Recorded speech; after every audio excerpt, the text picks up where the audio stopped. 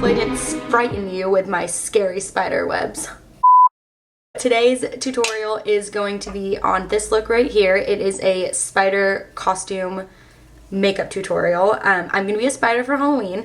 Anyone that knows me that's watching this knows I hate spiders, so I'm not really sure why I'm doing it. I feel like this is me conquering my fears of spiders. Just kidding. My roommates, you still are going to have to kill the spiders for me. Halloween is my favorite holiday. I love Halloween, so I decided that I would incorporate that into my channel. Hopefully you enjoyed this video, and if you want to see how I got this look, then just keep watching. So I already did one of my eyes just for the sake of time. So to begin, I used the NYX like little paint pot thing that's white to prime my eyelids, and then I went in with the Kat Von D Shade and Light Eye Palette with that orange shade. It's my favorite transition shade right now. It's just such a great color and so easy to blend. I love it. And then I used a ColourPop eyeshadow, and I'm obsessed with it. It's like a steel mermaidy green, and I just put it on my finger. Clearly I love it, and I dabbed that messily all over my lid. As you can see, it is very messy. And then I just took a clean brush and blended that out. And I am just making sure that I'm starting to de-harshify, if that's even a word, which it's not, but I created it, the line from that shadow to my skin. And then I went in with a different blending brush, adding more of that ColourPop eyeshadow and starting to really carve out my crease, and then slightly blending it upward. And then with my Sigma E40, I'm gonna blend that out so that there is no harsh lines. And then using another shade from the Kat Von D Shade and Lights Eye Palette, I'm going to darken up my crease. The color is kind of a steel gray green color, and so I'm just blending that all over to kind of mix together the transition shade and the ColourPop shade. And then with more of that original transition shade from the Kat Von D Shade and Lights palette, I'm going to blend that all over the upper part of my lid. And then with the star of the show, the Kat Von D Metal Crush eyeshadow in the shade Iggy, I'm gonna pack that all over my lid. I am using a lot of this eyeshadow because I love it. The color is so perfect for Halloween, and just it pops, and I love it so much. And then I sprayed some Fix Plus on the brush this time and went back in with more of that Iggy shade, and then I'm just blending it out with a clean E40 brush from Sigma. And then using the same flat shader brush, I'm gonna apply more of that ColourPop shade in the outer corner, and then dragging it into the crease to create dimension on my eye, and then blending more. Pretty much blend after each step. And then I'm adding more green just to make sure that we don't lose the color, the pigmentation. And then with some black on a like very round, dense brush, I'm further deepening my eye and deepening the crease by kind of carving out that cat eye shape, as you can see I'm doing right now, dragging that inward, which will make your eye look bigger and like it gives it more dimension. And then I'm just gonna blend that out again. And I had to stop to sing because I was listening to Anna Leno's set, and if you don't know who Anna Leno is, look her up, she's so cool. But anyways, I am mixing the Kat Von D Tattoo, the Lock-It Tattoo foundation, and my True Match Lumi foundation on the back of my hand because they're very opposite in consistency. So one is really thick, one is really watery, and so pitting those together, I get the perfect foundation. And I'm dotting that all over my face. And then I'm going to use a damp beauty blender to blend it out, which is my new favorite way to do foundation. I don't know why I didn't do this before, but it's impossible to have cake face with the beauty blender, and it makes everything so easy, and I just love it so much. And then I went back in with the second layer of the Kat Von D the Kat Von D Lock-It Tattoo foundation, just because since this is Halloween, I wanted to go very full coverage. And then with my Maybelline concealer, I am going to highlight, and I changed the focus so that you could see like more of a real life coloring, I guess, of what my face looked like.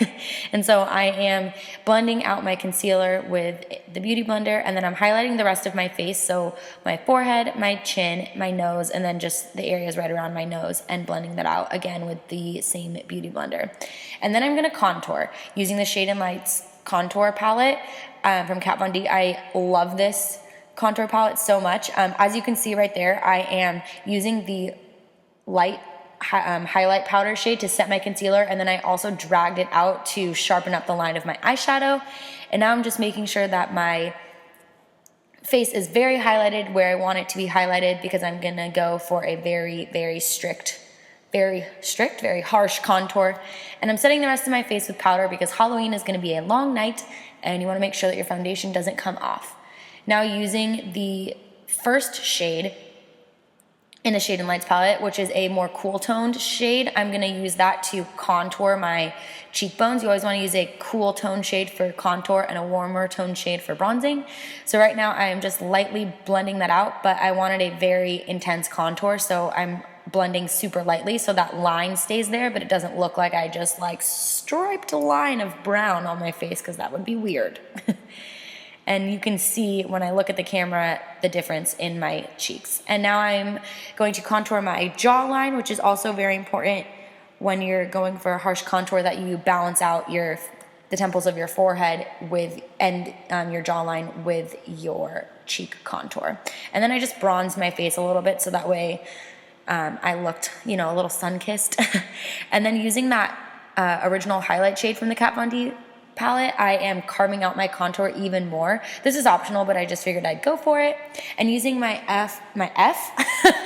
using my e.l.f. blush palette with the more tan-based blush, I'm going to give some more color to my face, but I didn't want a super pink blush because I'm going for a more bronzy toned, and I just added the slightest bit of blush. And now I am highlighting with the Jaclyn Hill Champagne Pop highlight, which is like my holy grail highlight. If I could have one makeup item for the rest of my life, this would be it. And now for the web. So what's gonna happen here is I am starting to just draw a line. Basically, I started a few centimeters in from where my eyebrow begins, and then I just went over a couple more centimeters and drew a line that was a little bit longer than the first one. And this line I'm drawing right now is the middle line, so that will be the longest line, and then you kind of get the picture. Now I'm drawing a shorter line because you want the web to obviously be circular, and in order for that to happen, you have to draw the lines kind of at an angle. And then I added one more line where my eyebrow begins, so that the circle of the web would continue. And now I'm just starting to do the little web U things and connecting the lines to make it web-like. And this is pretty self-explanatory from this point out. It's actually really simple. I eventually decided that I wanted the first one to be longer, like you can see here, and so I elongated it and then connected it to the top row of links. And then the last one I'd also decided, I was like, I'm gonna go for it and make that one longer also. So that's what I did. And now I'm adding a very small line. And now I'm going to do the inner layer of links underneath my eyebrow, just connecting each line with one of those little loops. And this will give it the webbed effect. And there you go. And now I'm drawing an even smaller baby one in the inner corner of my eye. So just basically as I was doing this, I started to kind of just keep looking at myself in the mirror and seeing, oh, I guess I liked what I was doing there. I just basically looked at myself in the mirror and decided when I wanted to add more or if I felt like that was good. And good job, Emily. You can totally see exactly what I'm doing. Basically, I'm doing a very long cat eye, and the end of the cat eye became a web. And then I am now blowing out my lower lash line with the ColourPop eyeshadow, making it super smoky. I did it pretty sloppily, and now I'm just repeating what I did on the top on the bottom. It's basically mirror flipped, so you kind of get the gist. And then from the bottom part of the cat eye, so going downward at an angle from my upper eyelash line, I drew the line to start making the web circular, and then connected those two with a link. And pretty much the rest of this is just going to be sped up because I think you probably get the gist. It's just, like I said, the exact same thing that I did on the top, but on the bottom. And then now I'm going to link all of those together. And then In a minute, you'll see I decided that I wanted the outer part to be more round, so I will, right there, I am making the line attached to my cat eye even longer so that the web looks even. And then on my other eye, I decided to go for something more subtle. Instead of doing both eyes a complete web, I, as you'll see in a second, am just doing a like little mini one off of the corner of my winged liner. So I did what I did on the original eye and did a winged liner and then elongated that cat eye even more, and then went downward at an angle and connected it with a link, and then I just kind of continued on that path until I was happy with what I had.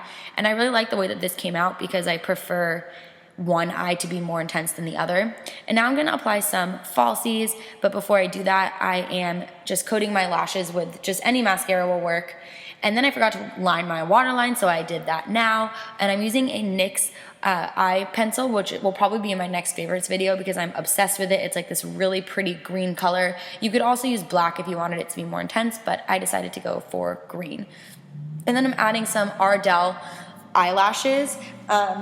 You will kind of be able to tell that they're not glued on properly because I didn't have enough lash glue.